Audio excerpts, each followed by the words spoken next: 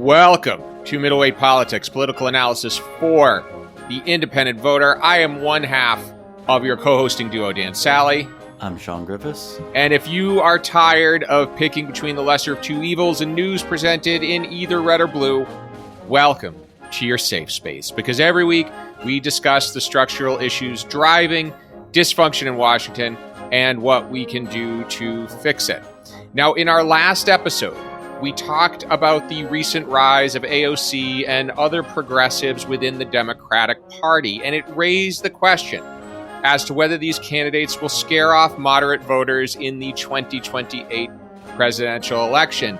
Now, given we just reelected someone who disrupted the peaceful transfer of power for the first time in history and alleged that Haitian immigrants were eating dogs, it would appear moderates don't scare all that easily. But that out of the way, the punditry likes to talk about moderate voters, yet we continue to get more polarizing candidates and polarized politics. So it's fair to ask, do moderates really exist? And if so, do they really matter? We are going to explore that in this episode. So buckle up, amigos.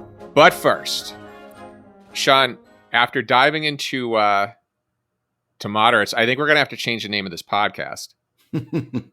I really do, because I think we like to think that there's this giant moderate middle, kind of all think sort of the same thing.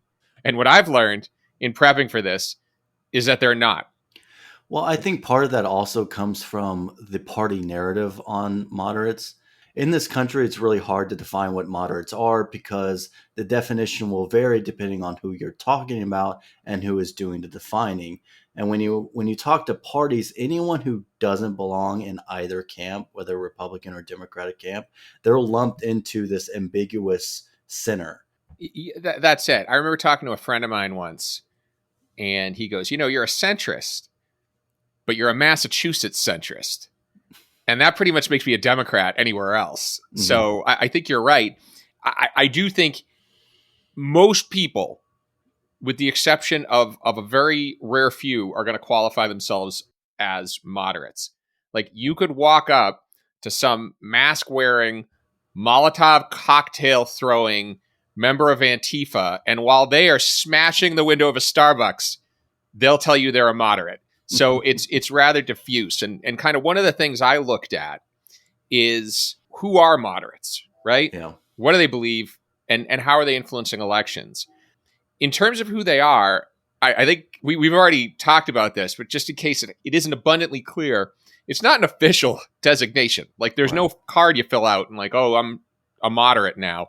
It's a self-described political affiliation. But the number of people describing themselves as moderates has definitely changed. So in 92, 43% of voters identified themselves as moderates. That declined to about 35% in 2011, and it's held steady since, but it's not spread equally across the parties. So on the Democratic side, that number was 48% in 1994. So about half of all Democrats identified as moderate.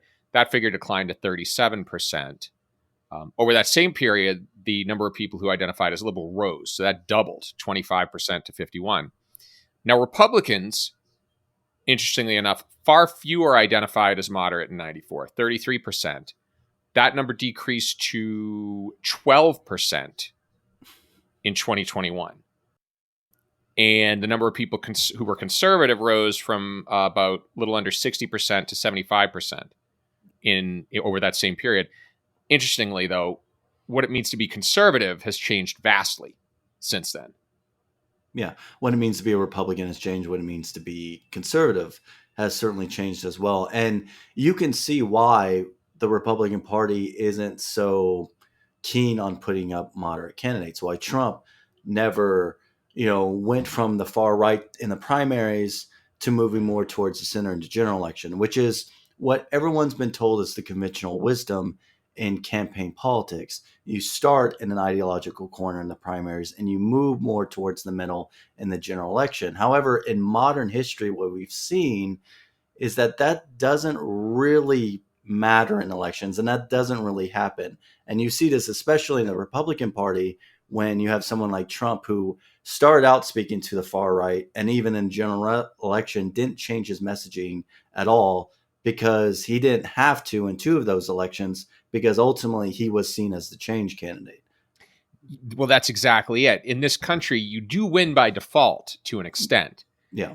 I was thinking about this today, how in a lot of ways, like Trump has benefited from two of the flukiest races in existence. 2016, the Democrats nominated, hands down, one of the most unpopular Democratic candidates to ever. I mean, I can't think. Yeah, no, I can't think of anyone in the history of the Democratic Party who's less popular. Her polling numbers are still like at the highest when it comes to unpopularity. When you look at the recent history of presidential elections in which candidates were, say, the most unpopular, Hillary Clinton is still very high up there in the unpopularity number. Oh, my God. I mean, since she came on the scene, Mm-hmm. like 1992, Yeah. like she has been unpopular. Like Mm-hmm. a very long standing. Look, I don't want to get into gender politics at all. I know there was this big discussion as to she's a strong woman. Possibly, right? Possibly. But you would have thought that people would have warmed up to her if that were the case over the last 30 years. Mm-hmm. But so Hillary Clinton, very unpopular. Then his eventual opponent is the almost invisible vice president for an unpopular administration who has 3 months to prepare an election. So it goes without saying that in a system where you can win by default, you really don't necessarily have to worry all that much about the middle.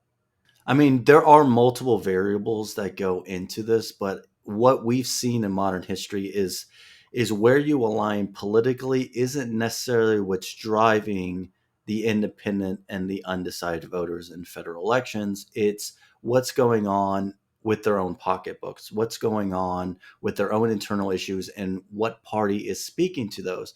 And when you have a system where you only have two options, and for a long time, the party in power hasn't addressed your needs, your interests. Your only other option is to go to the other side. Yep. So, what matters most in federal elections right now is who is seen as the change candidate. In 2016, that change candidate was Trump. Hillary Clinton couldn't present herself, A, to be likable, and B, to present anything new or exciting from the Obama administration, which had just left. Yep. And then in 2020, you could argue that the only reason Joe Biden won was because of COVID. And there's some interesting things in terms of how moderates have behaved in elections, because getting back to the fact it's a rather diffuse group, they don't vote consistently. Mm-hmm. And I think there's a couple of layers to this I want to explore. The first are self-described independents who also describe themselves as moderates. The bulk of independents are people who describe themselves as moderates. In reality, they serve as partisans functionally. So about 48% lean Democratic, 44% lean Republican. So Mm-hmm. there's a very small sliver of folks who are truly nonpartisan. And of that group, the majority are comprised of what we'd call low information voters. These are people who aren't really locked into politics all that closely. They're going to show up, they're going to vote. Maybe they close their eyes and whichever name their pen lands on is the box they fill in. Maybe they just vote based on conditions on the ground. But those folks generally are the least likely to turn out. And when they do, probably the most likely to vote based on the status of their pocketbook at the time. Mm-hmm. And I think where we're in an environment where elections are typically won across razor thin margins, those people do matter. Yeah. But the interesting thing is you get into some of the past elections and it's really a mixed bag. So a great example, 2008, Moderates made up about 40% of all voters, and they favored Democrats by 26 points, right? 2020, moderates swing 30 points for Biden. Okay, then of course he wins. Now, if we flip over to 2016, moderates swung only 12% for Clinton. Mm-hmm. So again, we're just going to beat up on Clinton this whole episode. But it's very clear that at least on the Democratic side, it's very important, at least in recent history, that self-described moderates turn out. And it's very rare that you see a large moderate turnout and a Republican victory. The only exception being this most recent election, Mm-hmm. where we had high turnout and ultimately a fairly narrow win by Trump. Well, you also saw a smaller percentage of independents going toward Kamala Harris as opposed to Joe Biden in 2020. And for one reason or another, she on the national stage still beat out Trump with independents by a few percentage points, but not in the key battleground states that she needed to, and not by a significant enough margin for it to actually sway the election in her favor. Mm-hmm. So, yes, I would say that moderates do play a important role, but particularly, exciting your base also plays an important role in politics. So we did see an increase in independent participation in this election, but we also saw a decrease in Democratic participation, which is notable, which means that Harris didn't really excite the base enough to turn out and to vote for her. Well, and so that's where things get really interesting, because one of the things that I learned as I started to do a little more research was the role that micro-targeting has played in, let's call it like the last 10 years or so, right? Mm-hmm. And I know a lot of people like to blame Russia. A lot of people like to blame Cambridge Analytica for Trump's victory in 2016. I mean, I don't know. I think personally, what I think is that technology got to the point where you could target audiences with such precision that you were actually able to appeal to people in ways you never had before. And the interesting thing here is that what Trump did both in 2016 and in 2024 is his campaign chose to go after these, again, micro audiences. Mm-hmm. So rather than having this campaign that was a broad appeal to this vague group of moderates, the sort of tack to the center, as you hear in most political analysis, he kind of did exactly the opposite, which is he almost ran a bunch of specialized campaigns based on specific demographics. Yeah. And the goal was either one, to amplify the votes of certain constituencies, or to depress the vote of Mm-hmm. certain constituencies. And we saw, Biden did this in 2020, where they actually targeted certain groups of right-leaning moderates that they knew were persuadable, and really ran, or I should say, targeted them with messaging around, decency. Yeah. And that seemed to work there. So, I wouldn't say the broad-based campaign that appeals to the center is dead, but it's got some pretty good competition. Because these campaigns understand that at the end of the day, the moderates that ultimately align with one party or the other, they're going to come out and they're going to vote for that party. They're not going to be swayed to vote for the other side, something that we've spoken about before. And so this gets me thinking about what Nate Silver had said about AOC on his podcast, and why so many people are looking at her as potentially a top pick for 2028, at least to lead a large field of candidates. The reason why they gave for that is not because she's progressive. It's because she has high favorability in the party at 62%, which means moderate Democrats would probably vote for her more than likely.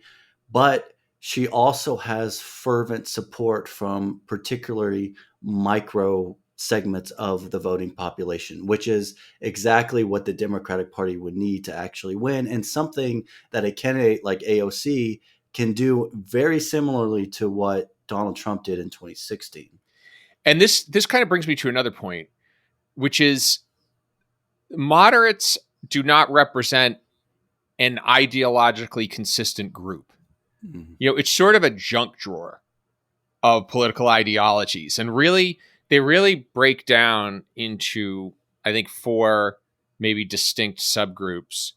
The first and biggest being the low information voters. So these are about like 35, 40%, depending on who you ask, of all self-described moderates. They just don't know what's going on, right? So they're moderate on politics because they just don't have an opinion, which is great. Like I'm moderate on baseball because at the end of the day, I could take it or leave it. But then you have, who we've talked about a lot, the populist moderates. So they're about, another third of all moderates, socially conservative, fiscally liberal. I think these are the folks who've been the most persuadable voters as of late, right? These are the folks who matter, I think, in the Rust Belt. There's your libertarian moderates. Those are exact opposite of the populists. So they're socially liberal, fiscally conservative, much smaller group. And then you get to a group that I've dubbed the institutionalists. And they're about 7 to 9% of all voters. So about a quarter of all moderates. And that little sliver of the American electorate, Shawn, is you and me. And like maybe the people who listen to this podcast. And that's pretty much it. So these are folks who are pragmatic. They don't want to burn the system to the ground, but they want to reform it. And they don't necessarily have a home within any major party. Shawn, would you say that describes you? Yeah. Yeah, pretty well. Yeah. Same. I'm glad we found each other. But needless to say, so you've got a third of all voters divided up into a couple different groups. And so even amongst moderates, like there's really no way to run to them because a moderate might have what one might view an extreme position on immigration, let's say. So a great example is you might have a populist moderate who might be middle of the road when it comes to something like, trans issues, but also might be like totally anti-free trade.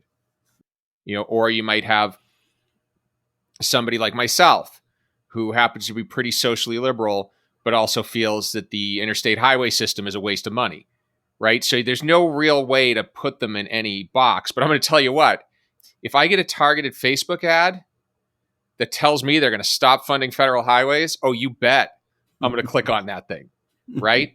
And I think this is where technology is killing that broad, moderate middle that we've talked about. Well, and also just a system, a two-party system that defines everything in Democrat or Republican. And if you're not one of those two things, you're just in this ambiguous blob of undecided and unknown voters that when you lump them all together, there's no possible way you can campaign towards the entirety of what we would define as moderates for those reasons that you gave. Because actually, when you break them down, they are in very different, there are multiple segments of these voters that believe entirely different things. And so you can't ever really speak to them under the current system that we have effectively. Yeah. And this is a topic that we end up coming back to a lot, which is, I think the two-party system and the system of elections as we know it provided stability under a certain set of conditions. And those conditions included a very restricted media environment, a very restricted information ecosystem. And I think folks like to blame social media. They like to blame partisan media and, podcasters as the reason everybody's kind of going a little bonkers. I think it's more a case of the ability to communicate with and mobilized voters has changed to a great degree. Mm-hmm. And it makes it so the broad-based two-party system is more of an anachronism. And the mechanisms that protect it are more the cause of the instability than the other way around. Mm-hmm. And I think that now where you have the ability to micro-target and you have the ability to, again, mobilize constituencies across a number of different issues, you really need a political ecosystem that reflects that breadth of ideology, because Mhm. otherwise you are going to end up with somebody who mobilizes voters on these very, very crazy ideas.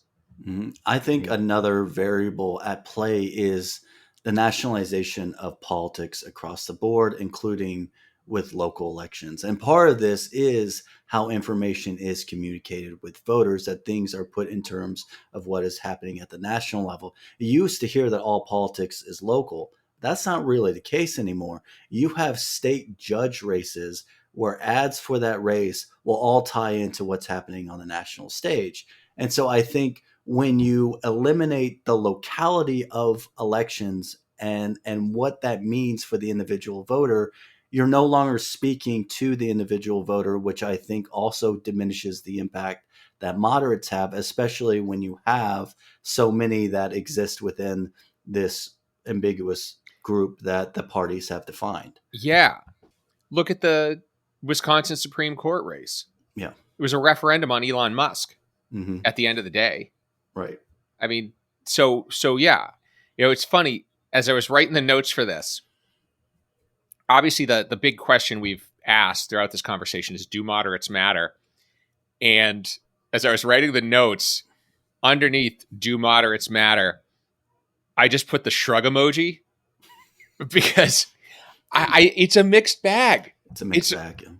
like the only conclusion I can draw is it seems to be what elections always have been, which is there's a chunk of voters who feel like metaphorically they either have to choose between jumping out of a 3-story window or burning to death, right? And that's more of a choose your poison Right. than it is choose your positive vision for the country.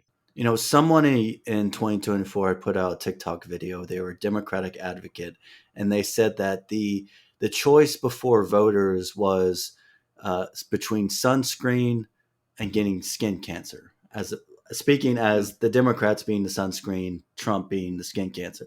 And I even wrote about this. I was like, that is an awful choice. Like you're Yes. saying, well, our only one option is this, but that is how all politics is phrased nowadays. It's either you vote for us or you get the worst possible outcome. And that leaves out a lot of voters from the conversation and ultimately leaves a lot of important issues just laying on the sideline that will never be addressed. I think you're exactly right. Like if the option is not get cancer, that's not exactly inspiring. Yeah.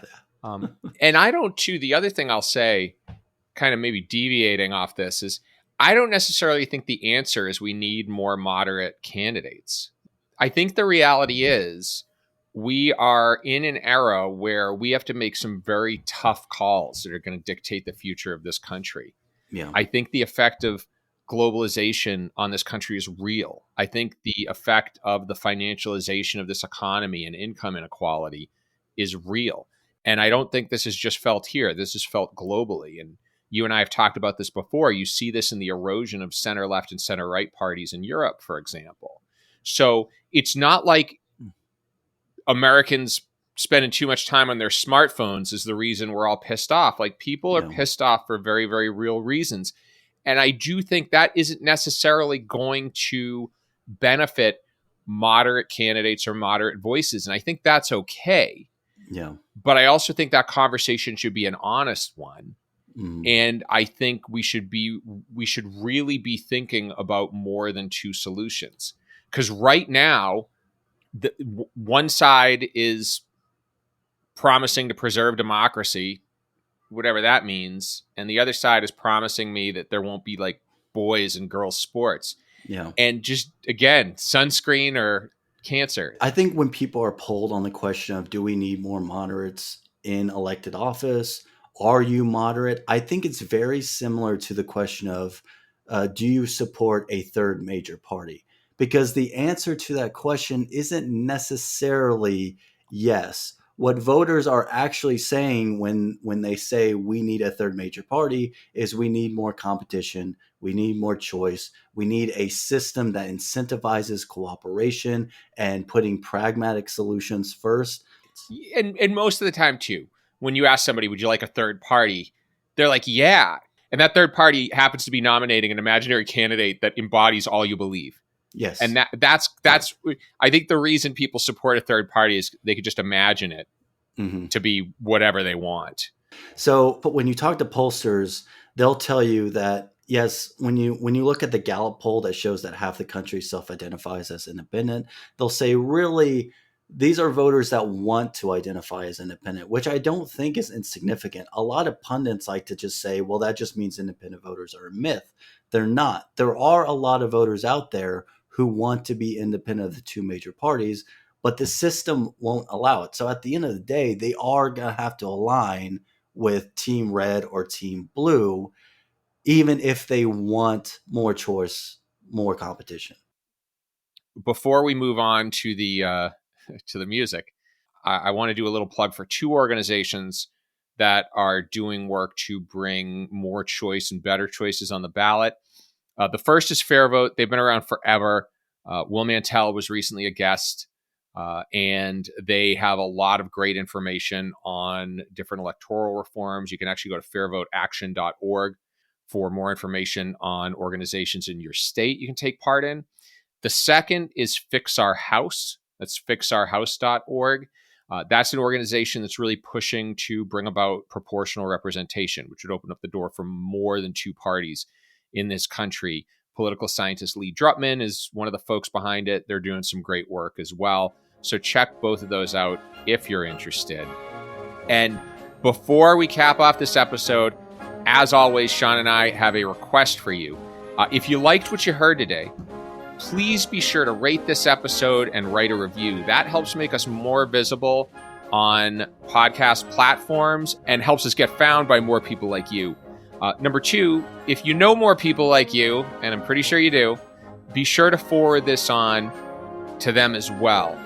Our goal in starting this podcast was to provide a voice and a platform for people who are tired of the vitriol in Washington and want to get more and better choices in elections. And we know there are more people like us out there. So again, please be sure to spread the word so we can help grow this community. And we promise to keep bringing you updates on the latest developments in this movement. Music you are listening is courtesy of the U.S. Coast Guard Band. Thank you once again for listening to Middleweight Politics, and stay purple.